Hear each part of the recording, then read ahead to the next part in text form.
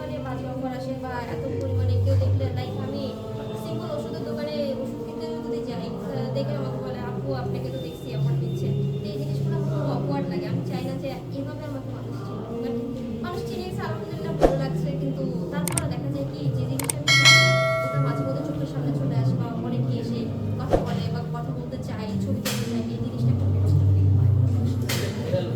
Viral হওয়ার পর আসলে ক্যারিয়ারের একটা পরিবর্তন আসছে, ওটাকে আসলে এনজয় করেন নাকি বিরক্ত?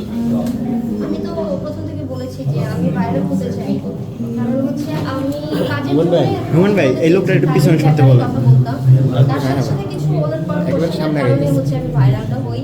তো এটা আসলে আমি এনজয় করবো না, কারণ প্রতিনিয়ত অনেক বেশি আমাকে নিয়ে দেখি যে স্ট্যাটাস শেয়ার হয়, বিভিন্ন বাজে বাজে কমেন্টস আসে, তো এটা আমি আসলে তেমন একটা এনজয় করছি না। আমাকে নিয়ে যদি আমার কাজ নিয়ে যদি হয়তো ভাইরাল হতাম তাহলে হয়তো এনজয় করতাম, আমার কাজের বাইরে গিয়ে আমি ভাইরাল হয়েছি।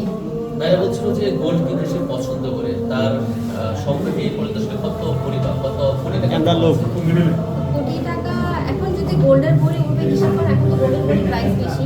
আমি যখন কিনেছি তখন প্রাইস অনেক কম ছিল, তো যে যতটুকু পরিমাণ আছে প্রতি বছর ওকে জাকাত দেওয়া লাগে। ভাইরাল হওয়ার পরে আপু প্রেমের অফার কত হবে? আসলে প্রেমের অফার কখনো অ্যাকসেপ্ট করি না আমি, এটা তো ভাইরাল হওয়ার আগে থেকেই আসে, তো আমি সবসময় এটা ইগনোর করি। আমি এখন প্রেম করতে চাচ্ছি না। কেন, মানে তো অভিজ্ঞতা আছে না?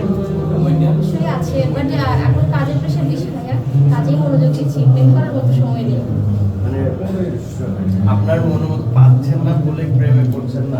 না এমনও কোনো কিছু না, আসলে কাজের একটু বেশি মনোযোগ দিচ্ছি, কাজ নিয়ে চিন্তা করছি, দেখে মধ্যে কাজ, বাসায় গিয়ে ঘুম, আমার লাইফটা এতটুকু হয়ে গেছে। আমি যে এখন আসি এরপরে যাবো শোতে, শো শেষ করে বাসায় কখন যাবো আমি নিজেও জানি না, বাসায় গিয়ে ঘুমাবো, আগামীকাল আবার দুপুরে ইভেন্ট আছে, তো লাইফটা তো এইভাবেই কেটে যাচ্ছে, প্রেম করার সময় কোথায়।